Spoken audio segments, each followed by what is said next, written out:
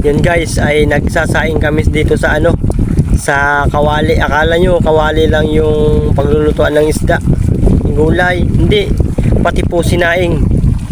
Pwede po dito yung luto natin sa kawali. Tapos nandun, nag-ihaw po kami ng isda, ulam namin. Kaya yun, maya maya pag tuyo na yung tubig, wala ng tubig, tatakpan natin ng plato po kasi walang takip yung kawali. Kaya akala nyo guys, ano lang, kawali lang yung paglulutuan ng ulam.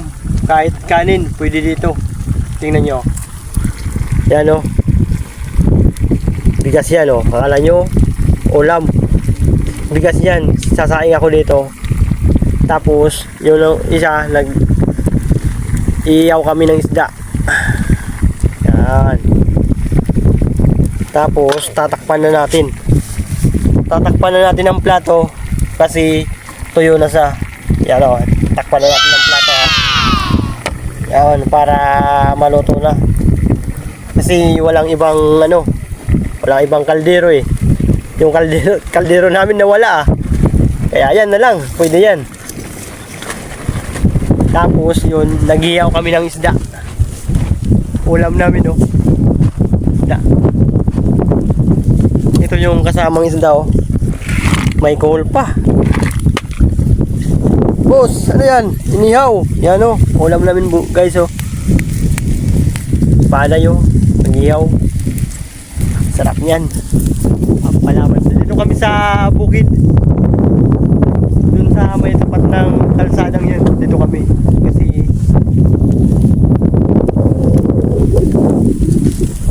sarap niyan guys oh, inihaw oh. Baan ang siram. Sarap oh.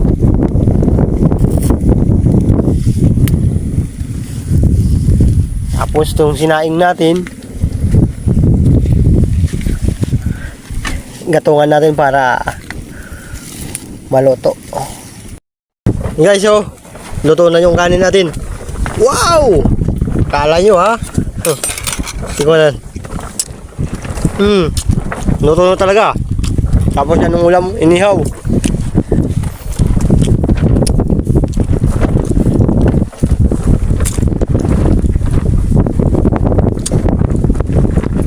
Sandok. Yun, kakain na. Tuwang-tuwa. Sarap niyan.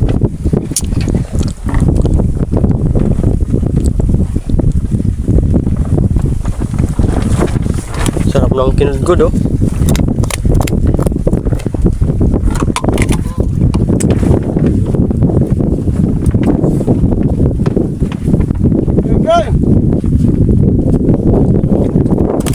Kain.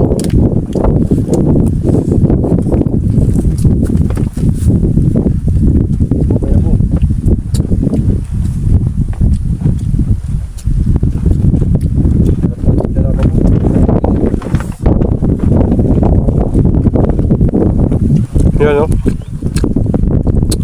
Tapos yung inihaw.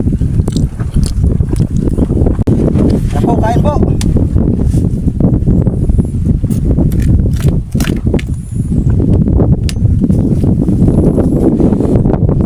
Inihaw.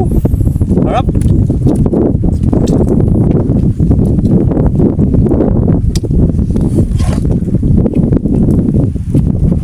Tapos yung di pa po kumakain dyan, kain po tayo. Kasi po maraming kanin no.